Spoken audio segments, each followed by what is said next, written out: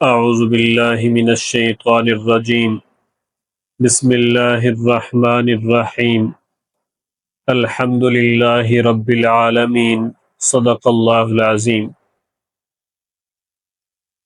آج کے درس میں سورۃ الفاتحہ کا مختصر تعارف اور اس کے ناموں میں سے کچھ نام وجہ تسمیہ سمیت عرض کیے جائیں گے۔ اس سورت کا نام سورۃ الفاتحہ ہے اور راجح قول کے مطابق یہ سورت نزول قرآن کے ابتدائی دور میں مکہ مکرمہ کے اندر پہلی مکمل نازل ہونے والی سورت ہے۔ اس سے پہلے اگرچہ سورۃ العلق یعنی سورت اقرأ کی ابتدائی 5 آیات اور اسی طرح سورۃ المزمل اور سورۃ المدثر کی کچھ آیات کا نزول ہو چکا تھا، لیکن سب سے پہلے مکمل سورت نازل ہونے کا شرف اللہ تعالی نے سورۃ الفاتحہ کو بخشا ہے۔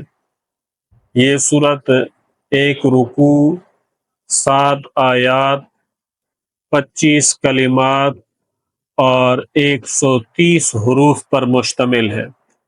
اس سورت کے بہت زیادہ نام ہیں اور عربی کا مقولہ ہے کثرت الاسماء تدل علی شرف المسمى، یعنی ناموں کا کثرت کے ساتھ ہونا یہ اس کی فضیلت پر دلالت کرتا ہے۔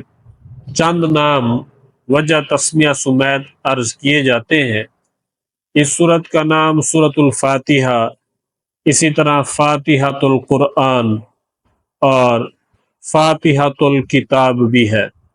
وجہ یہ ہے فاتحہ کا معنی ہے کھولنے والی، کیونکہ یہ سورت بھی قرآن پاک کو کھولنے والی ہے، یعنی اللہ تعالی کی کتاب کا آغاز، اس کی ابتدا اسی سورت مبارکہ سے ہوتی ہے، اس لیے اسے سورۃ الفاتحہ، فاتحۃ الکتاب، فاتحۃ القرآن کہتے ہیں۔ اسی طرح اس کا نام سورۃ الشفاء اور شافیہ یعنی شفا دینے والی سورت بھی ہے۔ نبی کریم صلی اللہ علیہ وسلم نے ارشاد فرمایا فی فاتحۃ الکتاب شفاء من کل داء، سورت فاتحہ میں ہر بیماری سے شفا ہے، خواہ وہ ظاہری بیماری ہو یا باطنی بیماری ہو، جسمانی بیماری ہو یا روحانی بیماری ہو۔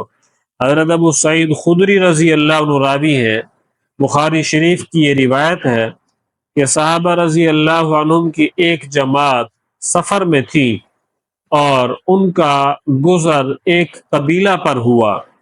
قبیلہ والوں نے مہمانی سے انکار کر دیا، پھر قبیلہ کے سردار کو کسی زہریلی چیز نے، سانپ نے یا بچھو نے ڈس لیا۔ فَسَعَوْا لَهُ بِكُلِّ شَيْءٍ لَا يَنْفَعُهُ شَيْءٌ، ہر قسم کی انہوں نے کوشش کر کے دیکھ لی، لیکن کسی چیز نے بھی اس کو فائدہ نہ پہنچایا۔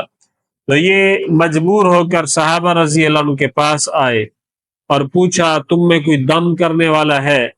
ابو سعید خدری رضی اللہ عنہ نے فرمایا کہ 30 بکریاں لیں گے تب دم کر کے دیں گے۔ تو یہ اجرت طے ہوئی۔ جا کر ابو سعید خدری رضی اللہ عنہ نے سورۃ الفاتحہ پڑھ کر دم کیا، لعاب بھی اس متاثرہ جگہ پر جا کے لگا، تو حدیث پاک میں آتا ہے فوراً وہ شفا یاب ہو گیا، گویا کہ اسے کچھ تھا ہی نہیں۔ 30 بکریاں لیں، انہوں نے دودھ کے ساتھ ضیافت بھی کی، پھر یہ نبی علیہ الصلوۃ والسلام کی خدمت میں آئے، سارا واقعہ گوش گزار کیا۔ تو نبی کریم صلی اللہ علیہ وسلم نے ارشاد فرمایا قد اصبتم، تم نے درست کیا، اچھا کیا، میرے لیے بھی حصہ نکالو۔